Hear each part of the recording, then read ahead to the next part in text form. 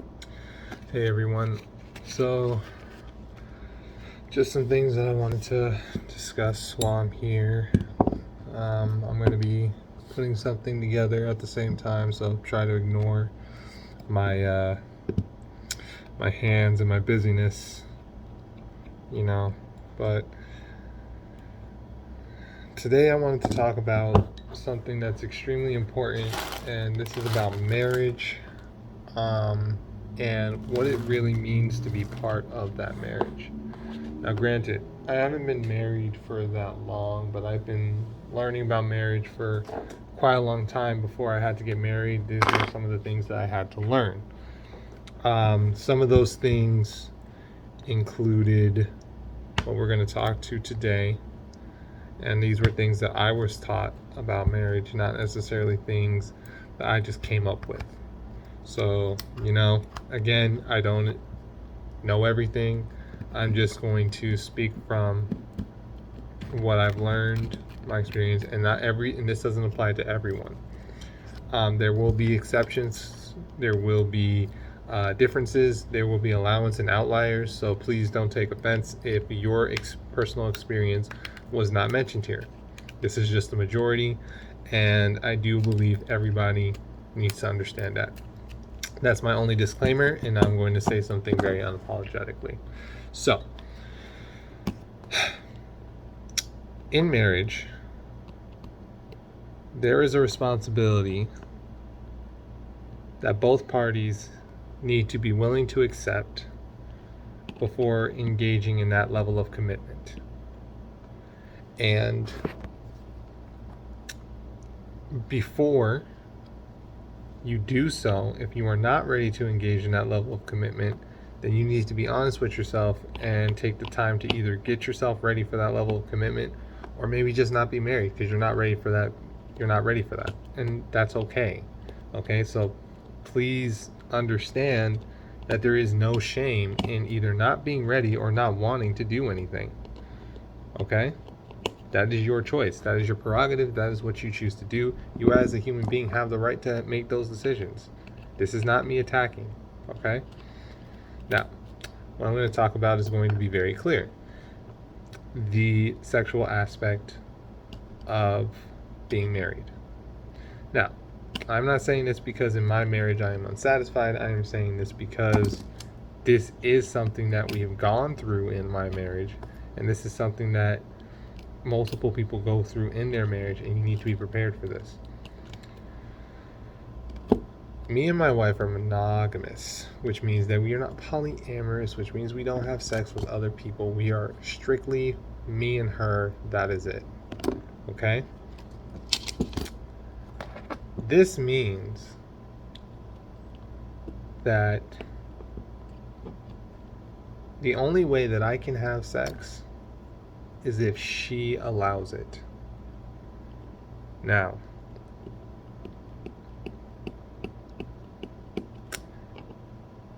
men have a tendency to have a higher sex drive than women. And I know there are going to be some women who say, yes, I have a high sex drive. Yes, okay, then you're not one of those people. Okay? But majority of the time, men have a higher sex drive than women. And because men have a higher sex drive than women, men choosing to be monogamous is the true sacrifice of a man committing to a woman, or one of the very few sacrifices that a man is doing when he commits to a woman. Now, women want a guy who is not going to step out on them. They want a guy who's going to stay in that relationship, not cheat on them, not go anywhere, not do anything else with any other women, and stay with that woman for his entire life. What does that man give up by doing that? He gives up any opportunity to have any other sex with any other women in any other way. Okay? And I don't think women truly understand how that may affect a man. A man is going to need you to satisfy him sexually non-stop. And by that I mean, if you are responsible for keeping up with that man's sex drive, you have committed to that role. You've committed to satisfying that man in every aspect of his sex life. Now, a lot of times women don't like to think of that as a responsibility. They like to think of it as something that's just fun to do. But the reality is, men have urges. Men are going to want to have sex. Men are going to want to have sex constantly. And if your man wants to have sex constantly, then that's just your responsibility now. You committed to that. Granted, there's still going to be a level of understanding and empathy, and people get tired and people get exhausted and people get this and people get that, and we as men are not heartless. We can understand that, but the drive doesn't go away just because we're nice about it. That drive doesn't dissipate just because we're calm about it. That drive doesn't disappear just because we're empathetic. It's still there. We're still going to want to have sex, even if we're smiling and saying, yes, it's okay, dear, you're going to be okay. We're going to want that. And because we're going to continue to want that, and we're not going outside of our marriages to go get it or go find it, at least the men who aren't going outside of their marriage to go get it and to go find it, the ones that are staying in their marriage, those men are choosing to suffer the consequences. And I don't mean consequences are negative, because they're not always negative, but this is the reality. Men are choosing to sacrifice their bodies and their urges to you. They're submitting all of their urges to you. And what you choose to do with that man's urges is going to determine whether or not he cheats on you. I'm not saying you gotta have sex. I'm not saying you gotta have sex with that man every single night for the rest of his life until he dies for you to be able to be considered a good woman. I'm saying that you gotta satisfy him. You have to satisfy him, and you have to make sure he is satisfied in his marriage. A lot of times people think that in the marriage, okay, hold on.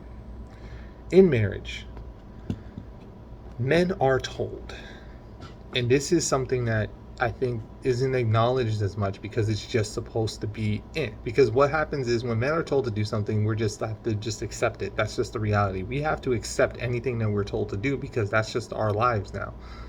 So in a relationship, a man's job in a marriage, and this is how you know a man's serious about being married, he has to give you everything. Everything. He doesn't give you a little bit, he gives you everything. This is why most commonly you'll see a man who works the most hours. You'll see a man who puts in the most bacon. You'll see a man who takes care of the most in the household. He'll pay for all of the bills. He'll do all of the heavy lifting when it comes to anything physical. Those are just some of the things that a man has to do because he has to sacrifice his mind, his body, his bank account, everything. He has to sacrifice everything to make sure that you are okay as a woman. He has to make sure that everything, his children are okay. He has to make sure his family's okay, his household's taken care of. He has to make sure all of those things. And a good man will not turn down from that challenge. A good man is going to commit to that position, and he's going to give you everything he's got. That's what a good man's going to do. He's going to give you everything he has. A man will sacrifice his entire life to make sure that you are living comfortably. That is what a man has to do. A man is told to sacrifice everything for his wife. Everything for his wife. Nothing is an exception. He has to sacrifice everything for his wife. The only thing that I can think of that is an exception to that rule is his relationship with God, and that is it. But everything else, straight up, it all goes to the woman. That's why my paycheck goes straight to my wife when I come home. Not because I'm beat over the head or battered or henpecked or anything like that. Because I love her. Because that's what I'm supposed to do. Give her everything that I got. Do my best. She got to get my best. She's got to be taken care of like the best woman that she is. So I'm going to give her everything I got. The other day, I made like $500 doing some extra work on the side. What did I do with that extra money? I just gave it straight to my wife. Did I give it to my wife for any other reason except the fact that I love her? No, I just wanted her to know that when I was out there working, that's what I was doing. I was getting her money. I was giving it, that's her money. All my money is split into 3 bank accounts. Mine, hers, and the family that takes care of bills. It goes into every single bank account. I get the least amount of that, because that's the money that I get to spend on things that I want. And most of that gets spent on gifts for her, things that she needs to do. Now, does that mean that I'm not taking care of myself? No, I am taking care of myself. I do the things that I want to do. But the reality is, that's my position. Now, a woman's position, you got to take care of that man so he can do those things. Sexual distractions will distract the man from doing what he needs to do. We are distracted constantly. There are more women on this planet than there are men. We are going to see women constantly. We're going to see women who are going to be doing things that they shouldn't be doing. We're going to be seeing women who are going to be doing things that you wish we would never come across seeing. I work in California. I work in a place where women are just walking down the street wearing nothing. That's just where I'm at. Okay? I'm going to see these women. I'm going to see these women wherever I go.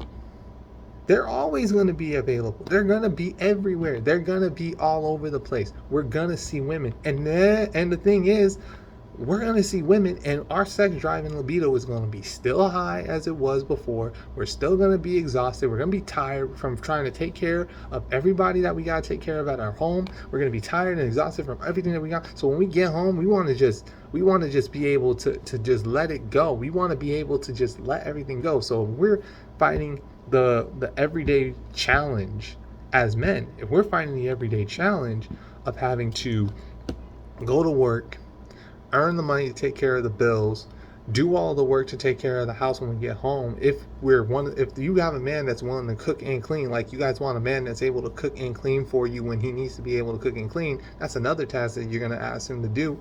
You want him to be able to help take care of the kids. That's another task you're going to ask him to do. He still got to make more money than you. He still got to do more hours than you. He still has to love you and give you attention. He still has to do it. So his entire life is dedicated to the well-being of your existence. So if his whole life is dedicated to the well-being of your existence, the least that can happen for him is for you to maintain the consistency in his sexual life.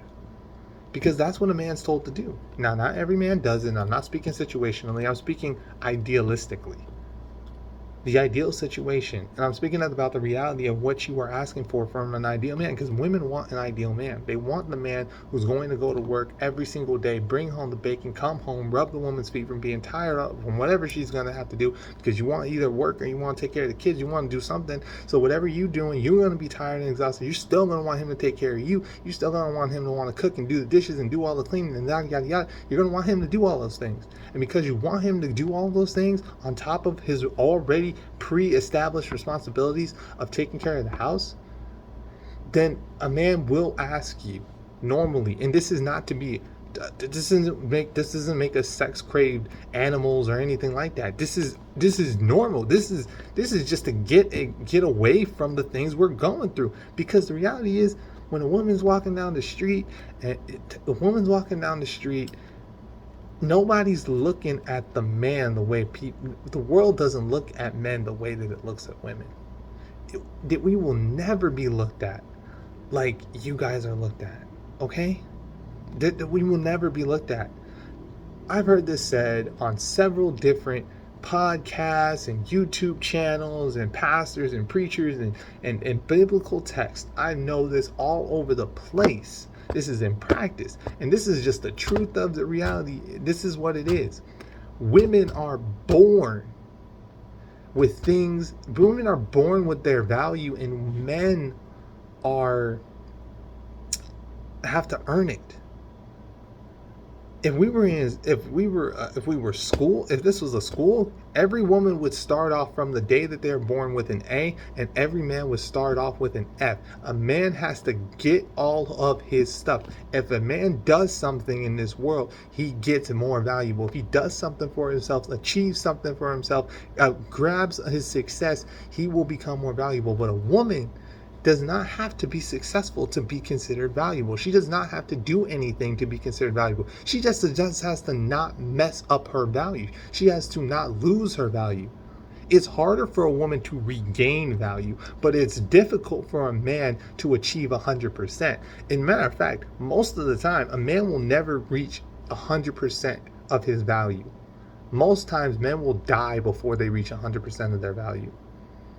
Most men will die before they get a chance to reach that 100% men value that they're supposed to be at.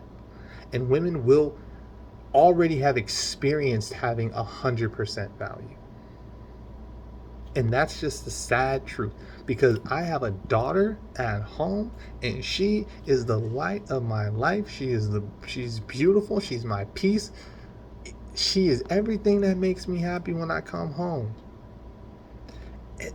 My son, when I have a son, it's gonna hurt me to have to acknowledge the fact that this boy, to me, is maybe the world, but the world won't give a shit about him. The world won't care about my son, but the world will try to do something with my daughter. They'll try to use my son and use my daughter in two separate ways. But my daughter will be considered valuable and my son will not. My son will have to do something to gain his value. In my eyes, he won't have to do nothing. But in the world's eyes, he will have to do and work his butt off to be considered valuable in this world. And it just gets harder and harder to do that. So this is all just to make a very important statement about back to the whole sexual thing. Our sex drive needs to be maintained. A man doesn't need to have multiple sexual partners. I know that's a popular belief by most men and sometimes by most women. Men are not subjugated to fuck everything, to have sex with everything, and stick their pee-pees in holes in every hole that's open and available for them. That's not what a man does. That's not what a man even has a desire for. A man wants consistent sex, not multiple partners. Consistent sex. The feeling you have when you first have sex, a man will constantly chase that. A man will chase that. As a matter of fact, most men don't even, most women, let me say it like this. Most men, first time orgasming was with themselves. Most men all over the planet in history, their first time orgasming was with themselves. Think about that. If you're a Christian, that means that a man lost his virginity to himself, not you. So that means that the most important thing to a man when you usually meet him would be himself. Think about that. Now, if you're not Christian and you don't believe that, whether you believe it or not, think of it like this. That feeling that you got when you first orgasmed is going to be that feeling you chase your entire life. And if you meet a man who's used to getting that feeling all the time, whether he was doing it with someone or doing it to himself, and you chose to marry him, you married him how he was. You didn't marry him how he's going to be in the future. You married him how he was. So if you married him knowing that that was what he did and that's what he was like and that's what he was after, then guess what? You gonna have to maintain that. You gotta maintain what that man's already been doing, just like he's gotta maintain your lifestyle. Just like y'all got all the money to be spending, y'all made the money, right? For example, women don't want to let go of their lifestyle. Women don't want to let go of any of this lifestyle that they got. Women have lived, especially a woman who's successful. Let's say not even successful. Let's just say a woman who is one of these new age independent women who earn their own money and make their own rules and do all this stuff that they want to do with no man, I don't need none of that, yeah, all that stuff. That woman has a lifestyle that she wants to live, and she worked to make sure she could have that lifestyle. And if a man came into your world and decided that he wants to change the way you decided to live, change your lifestyle, you would be extremely upset. You'd be heartbroken. You'd be not even just heartbroken. You'd be ticked off. You'd be angry. You'd be ready to kill this man, grab him by the balls, and throw him down a flight of stairs and burn his body. You'd be willing to do anything you wouldn't give that man any sort of weight. You would defend yourself to the very death to keep your lifestyle. Now, a man's lifestyle,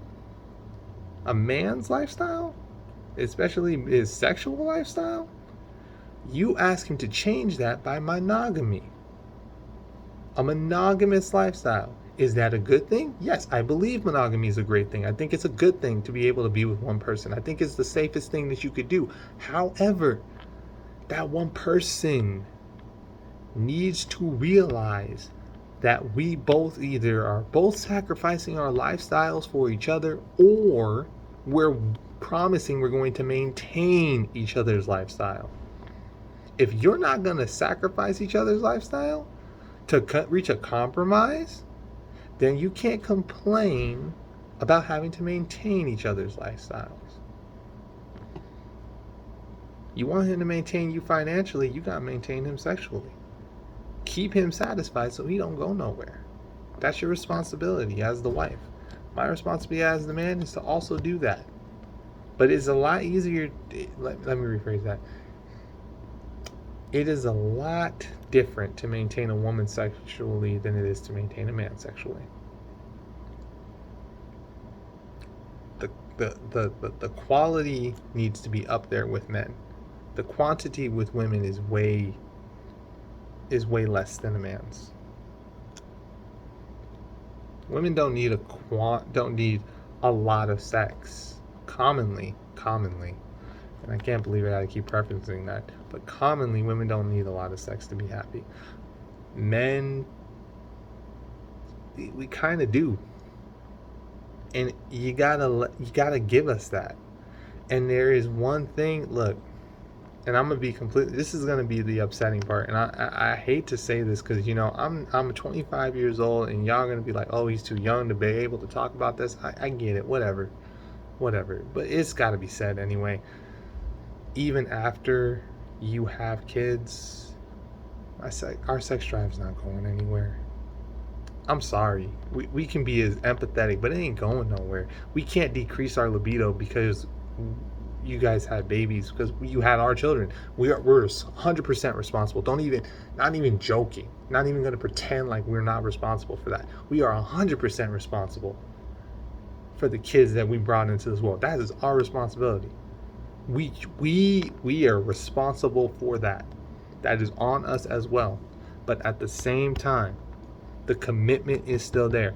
I could not just say I am tired of work and that would get me out of making money. That would not fly with no woman. Me saying I'm tired would not go anywhere with a woman. Like, I'm tired, I don't want to work, and best believe I'm tired. I'm still at work right now, but I'm tired, I don't want to work, I don't want to do any of this stuff.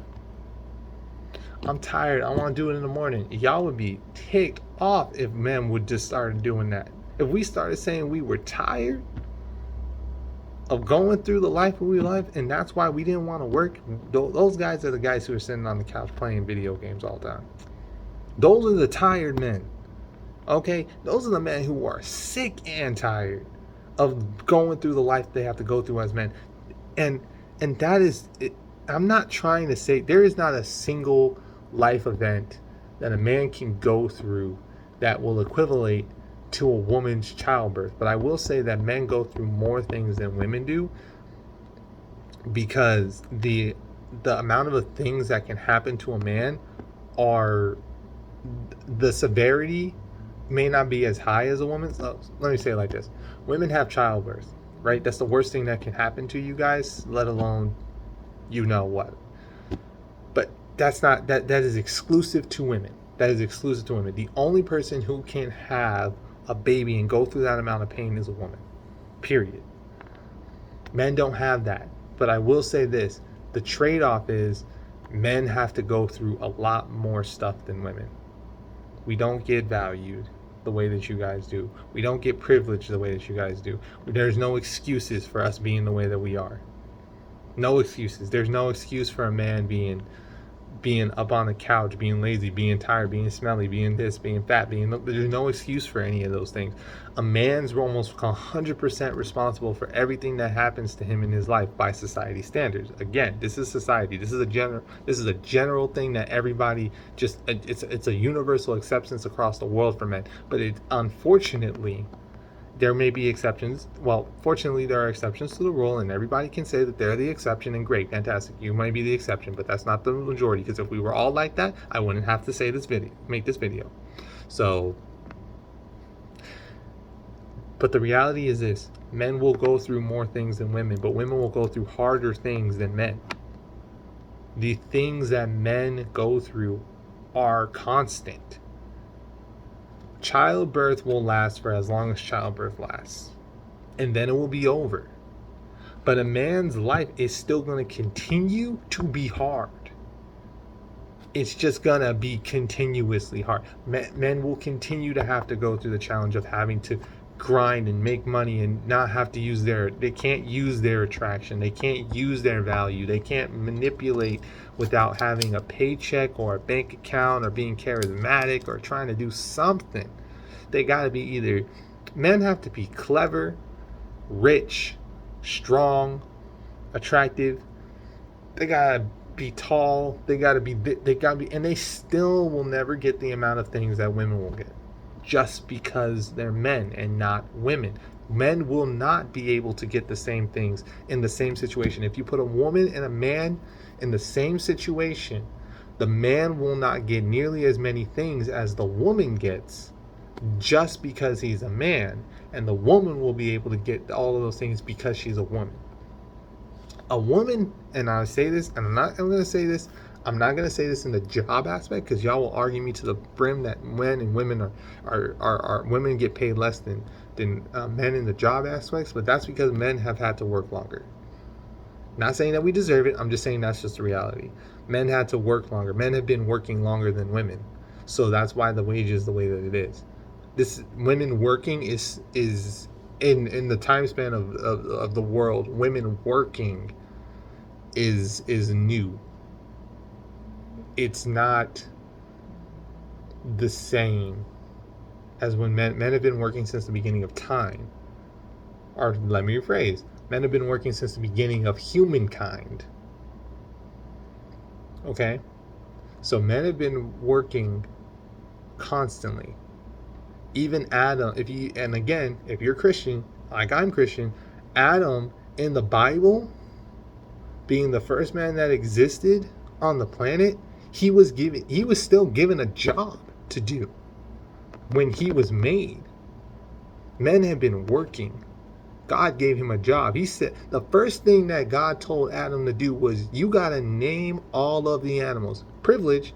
You're a ruler of all of them. You're a watcher of all of them. So now you got to name it. The first thing that God did was give Adam a job to do. Men have been working, been told to do things constantly. We have to work. Everything that we're allowed to enjoy comes with a responsibility attached to it. Everything. All of it. Not one thing doesn't come with a responsibility. We are responsible for doing something. When we were given the planet, we were given rule over the animals. We were told that we got to name every single one of them. When we were given a woman, it was our job to make sure that that woman knew everything that we were supposed to do, and we would have to show them the ropes. So when men are given children and women, they have to defend them with their very lives if necessary. A woman's not asked to sacrifice for her man. A woman is asked to respect her man. A woman is asked to take care of her man. And by take care of, I mean that she has to be there for him when it's necessary, not all the time. Only and only if it's necessary. A woman's not the primary source of stability in a relationship. Most times, that's not even supposed to be the woman's responsibility. And if it is, it's usually not, it usually doesn't feel good. Nobody acknowledges that's a good thing. Now, granted, stay-at-home dads are great. I get it. I get it. I get it. But at the same time, it's not a norm. There's outliers. And all of those are outliers. There's billions of people on the planet, and you can't just say, you can say even 1 million men on the planet are stay-at-home domestic dads, and that still would be only 1%. So even if there's, you can find 1 billion men that are willing to stay at home, that's still only 1% of all men on the planet. So, and then they're probably working for another man. The women are probably still working for another man, and this is just the reality of it, guys. So I might be more concrete about this subject later, because I spent 30 minutes talking about this, but this is all just to say, if you're gonna get married, make sure that you're willing to commit to the job that you are going to commit to. Commit to the position that you're about to do. Be ready to commit, or don't commit. It's fine if you don't want to commit. It's fine if you're not ready for that. It's fine if you don't want that. But you have to commit to it. If you want it and you're going to do it, commit to the responsibility just like you're going to commit to the privileges. There are mad privileges from being a husband that I love being a husband, but there are also mad responsibilities to being a husband.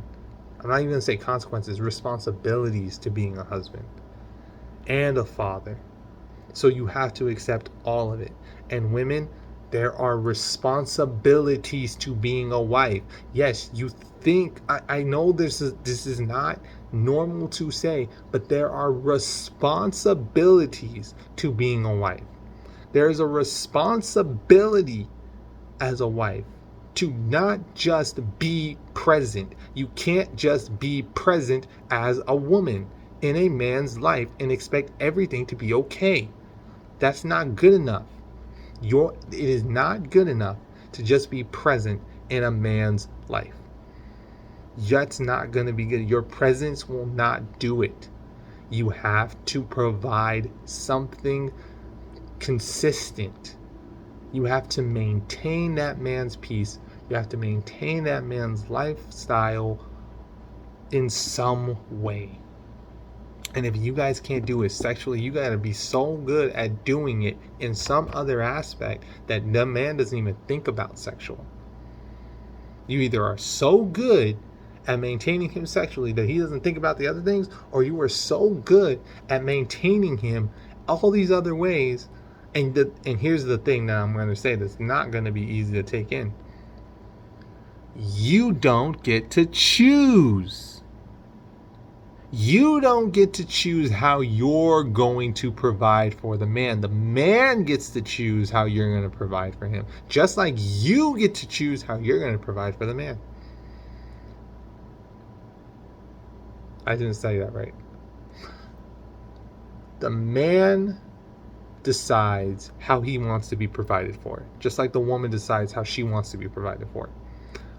I can't tell my wife what she needs. I have to provide what she needs, whatever it is. My wife can't tell me what I need. She has to give me what I need. That's just the truth. I cannot decide that my wife needs this or she needs that and not be willing to listen to her actual needs. Women may have intuition, but you still got to talk to a man and ask him, what do you need from a wife? What do you desire from a wife? What do you want from a wife?